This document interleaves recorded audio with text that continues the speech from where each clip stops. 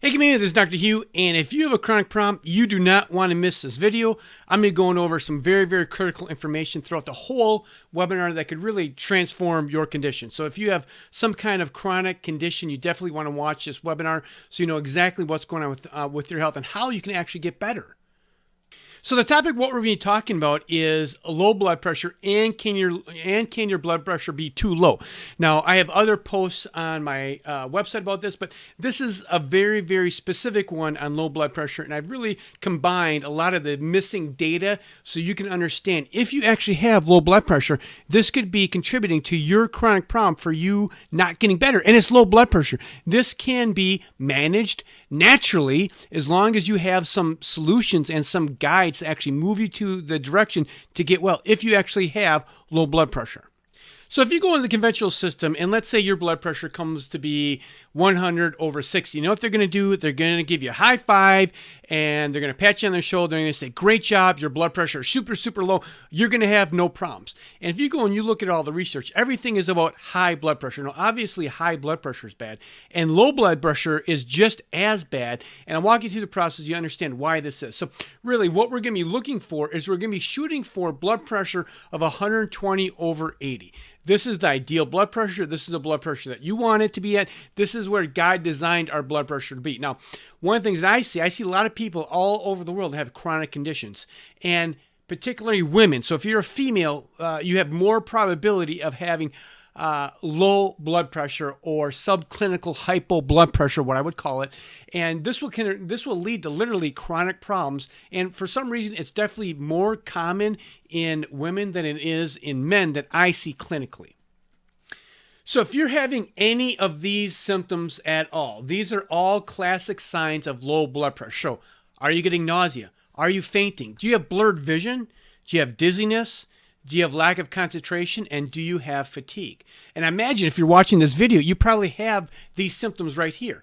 So you have to rule out low blood sugar or low blood pressure. You want to get to the low-hanging fruit. I call this the low-hanging fruit. So when clients come to me, you got to get to the low-hanging fruit, which is obviously really grossly overmissed in the conventional system all over the world and in particular in the United States. So what I want to do right now is I want to just kind of give you a case of a client that I would see. Now, I'm making this client up, but this is the client that I see day in and day out. This is the exact same thing that I see repeated patterns when clients come to me. If you're coming to me, you're frustrated. You're frustrated with the way your healthcare has been going. So this is a common client. So female, 45, premenopause. They have low blood pressure, never been figured out. They have hypoglycemia, low blood sugar, never figured out. They have suboptimal iron, meaning this, you can't be diagnosed with anemia, but your iron levels aren't in the sweet spot. When we talk about regaining your health, when you talk about regaining your health to a vibrant state, you don't want your labs just to be on the outer ranges right here. Like, you know, you want them to be in the middle. What's the middle? Where do normal, healthy human beings live? Where do normal, healthy females live given in your age range? So this is the sweet spot. This is the optimal range. So this is what I find. Suboptimal iron levels. So you can't be diagnosed with anemia, but in the conventional system, they do exactly nothing to help you. You have a thyroid function that you can't be diagnosed with hypothyroid, but you just know that you are hypothyroid condition. You feel it in your body, right? You know innately that your iron levels or your thyroid levels aren't functioning well. So a lot of people come to me with suboptimal iron levels. They've been through the system. They say it's all in your head. And you also have GI problems. You have gas, bloating, constipation. You have suboptimal vitamin D. So what do I mean by that? So the vitamin D range on normal labs is between 30 and 100. So if you're sitting at 35, you're going to be checked off as fine in the conventional system, but that's not optimal. Optimal is around 80. This is the sweet spot. This is where people actually start to get revibrant health. Maybe you're sensitive to gluten and then you can't sleep. So let me take you through the scenario. So if this is you in the conventional system, what are they going to do? So for one thing is, maybe you have some constipation, maybe you have GERD. They're going to put you on some kind of heartburn medication. So that's on one medication that you're on. But because you're complaining of anxiety and depression maybe and your fatigue, they're going to tell you, well, you need to go on some kind of antidepressant medication because obviously you're depressed. The third drug they might put you on is some sleep medications because you're not sleeping throughout the night. You're waking up in the middle of the night, and now you're not sleeping well. So the solution is obviously clearly a drug for your sleep. So if this is you, I want to let you know, like, there is hope for you. Like, you don't need to continue to suffer like this. You need a guided plan to get you out of what's happening in your body. So I like to say is where there's help, there's hope. Where there's help, there's hope. So you have to find out where's the help, then there's hope for you to get well. All right, so let's get on to the crux of it. So blood pressure, we want to see this 120 to 80. This is ideal. So what the heck does blood pressure actually do?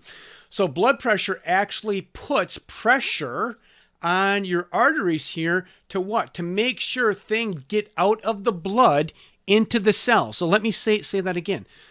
Blood pressure allows the nutrients in your blood to leave the blood and get into the cells. This is very, very critical. Now, clearly, if your blood pressure is not ideal, you're not going to be able to get all the nutrients that are sitting in your blood getting out into the tissues, and this will cause deficits.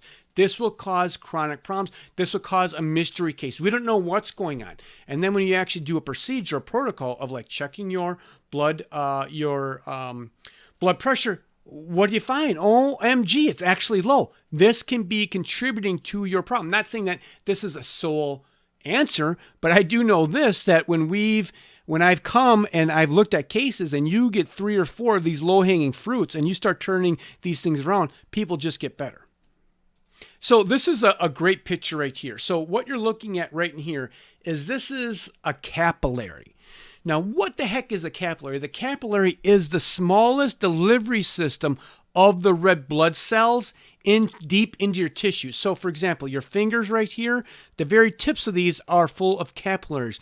Your brain tissue are full of capillaries. What feeds your hair cells right here are capillaries. They're the smallest delivery system of the red blood cells. In fact, they're only how thick? 1 cell thick. So one red blood cell thick. So these capillaries deliver oxygen and nutrients and all the things that are in your blood deep into the tissues. Now, so you can see where I'm going with this. If you don't have enough pressure to get deep into your fingertips, you can have neuropathy because you have a state of poor blood pressure. It's not in the ideal, it's low. So delivery system of nutrients is dependent on proper blood pressure. This is a really cool diagram. You can see here, this is of your brain, and this is all the delivery system of oxygen, not only oxygen, but all the nutrients that are in your blood that go into your brain. So you can have brain fog, brain fatigue, you can have nausea, right? So all these things are possible when you have hypo blood pressure or not ideal blood pressure. This is just another great visual. I'm a visual. I love to learn visually. So everyone has gone to a hotel, right? And you know that when you get in the worst hotel, there's no freaking water pressure, right? You hate that. Now, generally, if you go to hotels, especially the ones that have more money, what do they have? The shower is loaded with pressure. You know why? Because people get out of a shower and say, man, that was awesome. There was so much pressure there. It made me feel so good, right? So pressure is critical. So you can relate to this is when you have low blood pressure. This is what's happening in your body right here. When you have good high blood pressure, you can feel it. You feel good. Now, when I say good high blood pressure, I'm referring to 120/80. I'm not talking about hypertension or anything like that. We want to get you into the sweet spot. So here's another good visual. You can see the nutrients. You see this one red blood cell right here? It's 1 cell thick. So one red blood cell gets in the capillaries. We have oxygen delivery that goes out, and then we have nutrients that go out. So all this stuff here, there's tons and tons of stuff that are in the blood that have to get out through the blood pressure. If you have poor blood pressure, you're not going to get maximum nutrients from the blood into your cells. So this is just another visual. So right here we have the concentration, right, of different things. Let's just say this is hormones. Let's say this is thyroid hormone sitting on here, because thyroid hormone is sitting in your blood, right? So this is the outside of the cell. And you can see right here, this is a cell membrane, and this is the inside of the cell. So we have low concentration. Here we have a nice equal concentration. So if you don't have enough blood pressure, guess what? Your thyroid hormone that's floating around in your bloodstream is not going to get into your cell. Your testosterone that's floating around in your bloodstream, not going to get into your cell. Your progesterone that's floating around in your bloodstream is not going to get in your cell. The amino acid that you just ate, that steak that you just took, is not going to get into your cell. All the supplements that you just spent, hundreds of dollars on aren't going to get into the cell if you have low blood pressure. So here's just a really good visual of what's in the blood. So we have the red blood cells, right? We have the white blood cells. The white blood cells have to get from your bloodstream. They have to get into the cells and start causing good immune system if you need the white blood cell there. You have plasma, you have proteins, you have salt, you have nutrients, you have hormones, you have waste that are all in the blood, right? You don't want the waste getting into your cells, but all the other things, you want those nutrients to get into the cell, and that happens through proper blood pressure.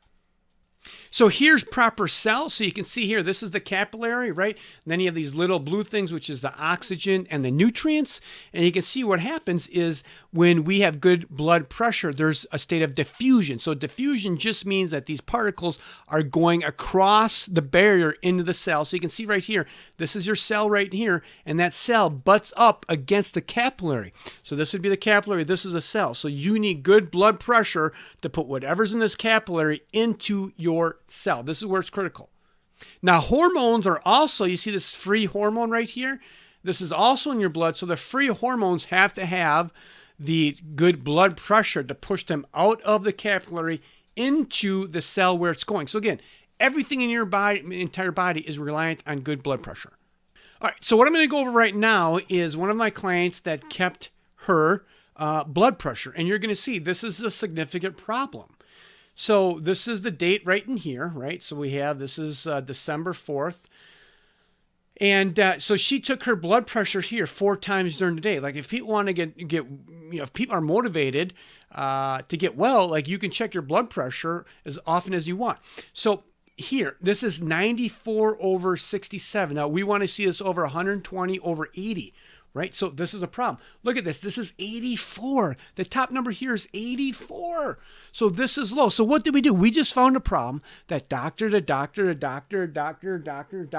never found. Right? So this is where these nuances come in. If you have low blood pressure, there's nothing that's going to get you better until you actually address the low blood pressure. You can take the greatest supplements. You can take the IV, glutathione. You can take whatever you want to take. But at the end of the day, if you're having blood pressure of 84/71, this is a problem. This needs to be addressed. Now, here's the thing. I tell people, hey, take your blood pressure and then take it when you stand. Because when you stand, your blood pressure should go up. Now, let me clarify this. When you stand, your blood pressure should go up. Now, when your blood pressure goes up, this is an indication of how well your brain is actually functioning. So when you stand up, your brain sees that you're standing up, or it should anyway, and then it causes these receptors in your body to produce different hormones that increase your blood pressure. So you want to see your blood pressure go up with roughly about 10 degrees. So here we have, here's 94 right here, and then she stood up and it went to 101. So for the most part, when she stands up, these are going up, which is a good sign. That tells us that the brain has some integrity, that the brain isn't hugely involved. Now, if you check this on yourself and your blood pressure, let's say, is 105/75, let's just say, and then you stand up and let's say it goes down to 95, this is telling you that your case is more complex, because now when you're standing, the blood pressure is actually going down. So you can see here, this is the blood pressure, 96, 106, 105, standing up decent. Now look at this day right here. Like, she didn't crack 100 at all. So we know that we have a problem. Here's the 7th. So you can see the dates here, right? Here's the 6th. Here's the 7th. Not one day over 100. Here's the 8th. Here we have a couple days over, 2 readings over 100, but they're very, very low. Here's in the 60s, right? You start getting blood pressure like this, it's definitely a problem. Look at here, 84/59. There's just not enough blood pressure. This is on the 9th. This is on the 10th. Again, so what did we found? We found a problem that no one actually ever found. So then if we find a problem, they're like, holy smokers, then we can have a solution. And at the end here, I'm going to be going over some solutions that you can actually do. Here's another reading on the 11th. You can see it's very, very low. Now, let me get back to this case right here. the one that I went initially. So let's say this person that's 45 years old, she's already been through the conventional system, so she's already put on the GERD medication, she's put on antidepressant medication, and she's on sleep medication. Now, that was that approach. Let's take a new approach from what we just learned. Let's say this person has low blood pressure. Let's say you address it. Now, if someone has low blood pressure of the person that you just saw, you're never going to get them to 120/80. Like that would be the goal, but you're probably not going to do that. But let's say you consistently get the blood pressure at 105 or 110, that you're not dropping down lower than 100. This is significant. Then on top of that, in particular, women that have low blood pressure, a common theme, a common thread is, guess what? They have hypoglycemia. So what does that mean? That means that your blood sugar is dropping. When your blood sugar drops, you can get shaky, you can get lightheadedness, you can get dizziness, you get nausea. If you eat and you get more energy, that tells you probably have a hypoglycemic problem. Because when you eat, nothing should happen. The only thing that should happen is your hunger pain should go away. So if you get any other thing than that, if your energy increases, if your energy decreases when you eat, those are the two tell signs that you have some kind of dysglycemia. So when I say dysglycemia, it just means that your glycemic regulation, the sugar in your blood, is not being very well regulated. So let's say here, a client comes to me. This is the client. So we found low blood pressure, we found hypoglycemia, and we also found her iron levels aren't ideal. And actually, this case comes to me 2 or 3 times per week, just like this. Then what happens? You think your thyroid medication is going to work if you have low blood pressure and not enough, and you're hypoglycemic? No, it's not going to work. That's not going to work. So do you think your gut is going to work? Like, your gut takes huge amounts of blood to digest food. Huge amounts. So if you don't have enough blood pressure and you don't have enough blood getting to the gut, what's going to happen to your food? You're going to have constipation. You're going to have GI problems. You're going to have distension. You're going to have acid reflux. You're going to have small bacterial overgrowth because you can't get that stuff out. The blood is what gives nutrients. The blood is what gives cellular components to produce ATP. Then on top of that, let's say we find that this person has a vitamin D level of 35. Well, that's not ideal. Let's get up to 80. Then we also find that this person here that's on the 3 medications is also sensitive to gluten. Well, that's a problem. Let's do some diet elimination. Let's eliminate the foods that you may be sensitive. Right there. God put the most amazing healing power in your body. Let's look for solutions. Let's figure out what's happening, and you can get better.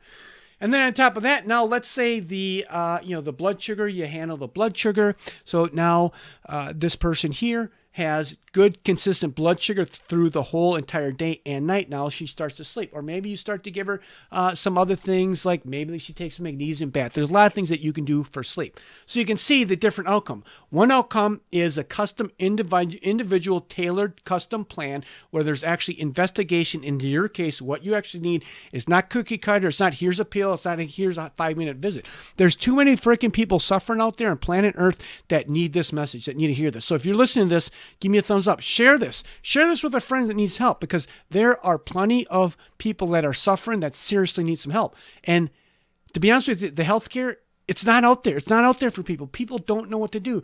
There's too much suffering happening, right? Okay, so let's go over to some solutions here.